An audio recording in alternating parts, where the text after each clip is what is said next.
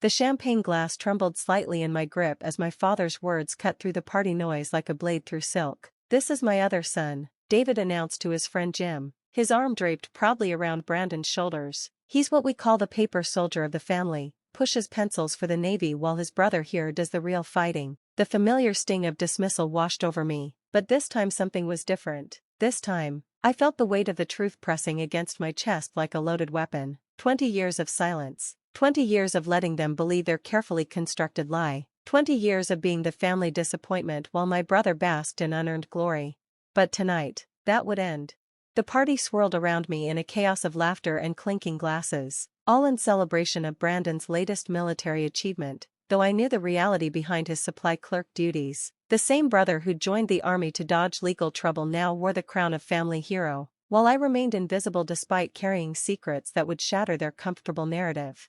I had planned and paid for this entire celebration. The $2,500 catering receipt still fresh in my memory. Yet here I stood watching my parents orbit Brandon like devoted satellites. Their pride was blinding, their love conditional, and their perception of me carved in stone, the safe, boring son who chose the easy path. If only they knew. The genesis of this family mythology traced back to that summer when Brandon enlisted at 19. My parents celebrated with a gleaming black truck, complete with a giant red bow, while neighbors gathered to toast the brave boy. I stood at the periphery, invisible as always, watching the physical manifestation of our family's unspoken rule. Brandon's wants were necessities, my needs were inconveniences. 6 months later, that rule became gospel. Stationed at my first naval base, I called home desperate for help with a security deposit, just a few $100s I could repay in 3 months. My mother Carol's response still echoed in my memory, "You know money is tight, honey, besides, you're the responsible one, you'll figure it out. We need to keep our emergency fund available for Brandon. He's not as good with money as you are." I took a second job that weekend. The irony was suffocating. While they painted Brandon as the warrior facing danger on the front lines, I was quietly pursuing naval special warfare, a path built on absolute secrecy. My silence wasn't shame, it was operational security. I couldn't share details about training, missions, or anything else. My inability to boast about my career wasn't due to a lack of achievements, it was because those achievements were classified at the highest levels. But my family filled the vacuum of information with their own fiction. My discretion became evidence of embarrassment. My classified career became proof of mediocrity. They created a comfortable story where Brandon was the hero and I was the punchline, the paper soldier who made his brother's story shine brighter by comparison. Standing there at the party, listening to my father's casual cruelty, I felt something inside me crystallize. Not break, crystallize. The years of hurt and resentment transformed into something harder, colder, more purposeful. I was done playing their game by their rigged rules.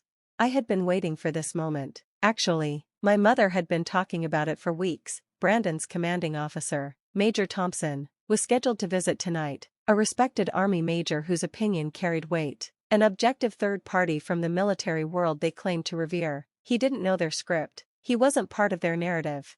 He was the key. My plan didn't require dramatics or confrontation. It was elegantly simple and devastating in its simplicity. I would let the truth speak for itself. Excusing myself quietly, I retreated to my childhood bedroom. In the back of the closet hung a garment bag I never used during family visits, for good reason. I unzipped it with surgical precision, revealing the deep navy blue fabric that seemed to absorb light itself. My Navy service dress blue uniform. I laid it out on the bed with the same meticulous care I'd once used to prepare for classified briefings. Every crease was razor sharp, every surface immaculate. This wasn't just clothing, it was my sworn testimony, my collection of receipts for a life they'd never bothered to see. One by one, I affixed the ribbons above the pocket. Each colorful stripe represented operations I could never discuss, missions that existed only in redacted files, moments when I'd stood between America and her enemies in places that didn't officially exist. The Bronze Star, the Purple Heart, the Joint Service Commendation Medal, a constellation of honors that told the story of my real career. But 2 elements mattered more than all the others. First, I pinned the polished gold oak leaf to my collar, the rank of commander, earned through nearly 2 decades of exemplary service and leadership, a position that put me several pay grades above Brandon's enlisted status. Then came the final piece, the one that would incinerate their paper soldier mythology, the special warfare insignia, the seal trident, an eagle, anchor, trident, and flintlock pistol crafted in gold. An emblem earned through hell itself and worn by fewer than 10,000 men in American history. I was ready. The hallway felt like a tunnel leading to a battlefield as I made my way back toward the party. I could hear Major Thompson's voice now, deeper, more measured than the civilian chatter. My target had arrived. I paused at the threshold, feeling strangely calm. My heart rate was steady, my breathing controlled. This was what years of specialized training had taught me, to find stillness in the storm, to operate with precision when everything around you was chaos. Then I stepped into the light. The effect was immediate and seismic. A wave of silence rippled outward from my position as heads began to turn. Conversations died mid-sentence. Smiles froze on faces. The party ground to a halt as every eye in the room found me. My family's reaction was swift and predictable. My mother Carol rushed over, her face a mask of horrified confusion. "What do you think you're doing?" she hissed through gritted teeth. "Go change right now, you're making a scene." My father's expression cycled through bewilderment and rage, but it was Brandon who provided the perfect final insult, letting out a braying laugh that carried across the suddenly quiet room. "Dude, what is this? Halloween? Playing dress up to feel important?" His words hung in the air like smoke, but they no longer had any power over me, because across the room, my real audience had finally seen me. Major Thompson stopped mid-conversation, his casual demeanor evaporating instantly. His military bearing took over, back straight, shoulders squared, eyes sharp and assessing. I watched him scan my uniform with professional precision, taking in the ribbons, the rank, and finally the gold pin on my chest. The transformation was remarkable. The easygoing party guest disappeared, replaced entirely by a soldier recognizing another warrior. He excused himself from his conversation and began walking toward me with purpose, his path straight and deliberate. He looked through my parents as if they were furniture, his focus entirely on me. The silence in the room became suffocating. Everyone held their breath as the major approached, stopping at a respectful distance and assuming the position of attention. "Excuse me, sir," he said, his voice cutting through the tension like a blade. "I'm Major Thompson." His eyes moved from my face to the seal trident and back again. In that pause, my entire family's narrative was put on trial by a jury of one professional soldier. Then came the question that would serve as the verdict. "Is that the SEAL commander?" The title was spoken with such genuine, unforced respect that it seemed to echo in the dead air. I watched my father's jaw go slack, his confusion curdling into disbelief. My mother's hand flew to her mouth, her eyes wide with dawning horror. And Brandon, the color drained from his face so completely he looked like he might collapse. The smug smirk vanished, replaced by the wide-eyed panic of a man watching his world disintegrate.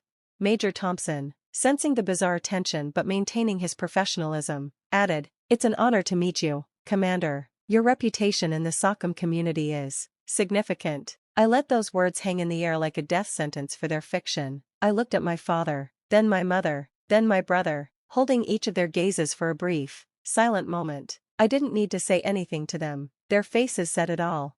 Then I turned my back on them completely and gave my full attention to the Major. "The pleasure is mine, Major," I said, my voice steady and even. "Your soldier here, Brandon, is fortunate to have you as his commanding officer." In the ringing silence that followed, I didn't feel rage or even triumph. I felt light. For the first time in my adult life, I was the one who got to turn around and walk away. I didn't wait for a response. I simply turned and walked out the front door, leaving the wreckage of their perfect narrative scattered across the living room floor behind me. The cool night air felt like the first clean breath I'd taken in 20 years. The street was quiet, a stark contrast to the suffocating silence I'd left inside. I was halfway to my car when my phone buzzed. The first message was from my mother, the words glowing with rage on the dark screen. "How could you embarrass us like that in front of everyone?" Before I could process it, another appeared from my father. "You have no idea the damage you've done." I stood under a streetlight watching the messages roll in, waiting to feel something, anger, pity, maybe even hurt, but there was nothing. The words had no weight, no power, they were just text on a screen from people I used to know. After the initial rage, the tone shifted to desperate damage control. "We never knew," my mother texted. "Why didn't you ever tell us? We would have been so proud." The excuses kept coming, a frantic barrage of justifications and self-serving apologies, but their words were counterfeit currency in a bank I'd already closed. I scrolled to my father's contact and blocked his number, then my mother's, then Brandon's. With 3 simple taps, a lifetime of noise finally went silent. 1 year later, that silence has become something beautiful. It's not the absence of something, it's the presence of peace. I live in a small house 1,000 miles away from that party, With a workshop in my garage that smells of sawdust and possibility, my hands, once trained for precision violence, now restore discarded furniture. I sand away old paint to reveal beautiful grain underneath, fix wobbly joints, and give forgotten pieces new life. There's a profound satisfaction in it that I never found in any commendation or mission. It's the slow, methodical process of healing something written off as a lost cause. Sometimes, in the early morning, I take my coffee to the small dock behind my house and watch the sun rise over the water. I don't think about anything at all, and that itself is a victory. For the longest time, I thought strength was about enduring pain, about quietly carrying the weight of dismissal and succeeding despite ignorance. I thought the medals on my chest and the rank on my collar were the ultimate proof of my worth. But standing in that living room, I realized the truth. My uniform wasn't the weapon that won the war, it was just the tool that allowed me to negotiate the terms of my surrender from it. My real strength wasn't in the trident I'd earned through blood and sacrifice, it was in the decision to finally turn my back on people who refused to see me. It was the courage to block their numbers, the courage to move away, the courage to build a new life that didn't require their approval as building material. I heard from a cousin recently that the fallout from that night became family legend. Brandon, apparently humbled for about a week, eventually started spinning a new story where he was the supportive brother who'd been in on the secret all along. My parents now tell anyone who will listen how proud they are of their son, the Navy SEAL commander. But their validation is counterfeit currency I no longer accept. Their pride was never about me, it was about how my story made them look. Their chapter is closed, the ledger balanced, the book shelved and gathering dust. I learned that you can't force people to see your worth, you can only decide you're no longer available to be devalued. The title Paper Soldier was meant as an insult, but in the end, I was the one who folded up that old life and sailed away on my own terms. Sometimes the greatest victory isn't proving you were right, it's walking away from people who will never admit they were wrong. In the quiet of my new life, I've discovered something more valuable than their recognition, the peace that comes from finally recognizing myself. Friends, what do you think of this story? Write your opinion in the comments. Would you like more stories? Don't forget to subscribe Revenge Radar and hit the bell button so you don't miss any videos. See you in next video.